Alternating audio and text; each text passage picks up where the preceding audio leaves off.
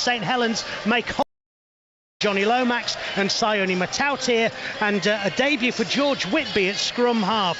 The Robins will want to win to keep pressure on Warrington, who beat Castleford last night, and Wigan Warriors, who host Hull FC tomorrow.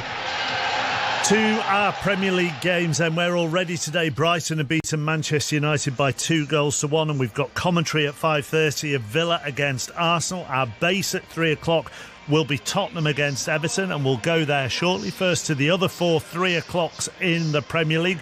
Starting at the Etihad, Manchester City against newly promoted Ipswich, the first time they have faced each other since 2002. Will Perry. Manchester City have 5 straight Premier League titles on their mind. The motivation to break their own record from last season. And what a welcome back to the big time for Ipswich after 22 years away. Liverpool at home and then City away. This Ipswich's first ever trip to the Etihad and a first Premier League meeting between these two since 2001, when Ipswich confirmed City's relegation with a win at Portman Road. How times have changed. If City weren't already strong favourites to wrap up with another title, then add İlkay Gündoğan back into the mix. Pep Guardiola's first ever signing in 2016 here on the bench after returning from Barcelona. City's home record is quite ridiculous. A run of 44 consecutive matches unbeaten at the Etihad in all comps. Their last defeat here against Brentford just before the 2022 World Cup.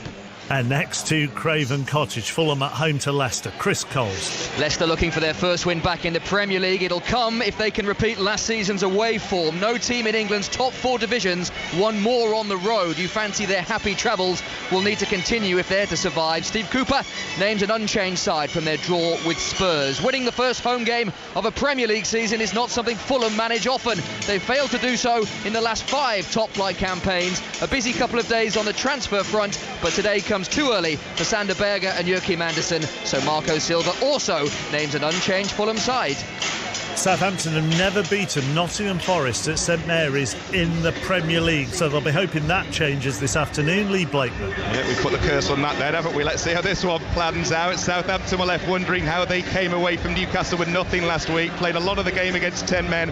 Their possession was their second highest in a Premier League game ever. So unsurprisingly, Russell Martin has gone same again for his starting 11 today. Nottingham Forest starting 11 has 2 changes in it. One forced on them because Danilo has a broken ankle. Their other sees Willy Boly drop to the bench, so there are full debuts for Elliot Anderson and Nikola Milinkovic. Forest won their final 2 Premier League away games of last season at Burnley and Sheffield United. They've not won 3 away in a row in the top flight since 1995.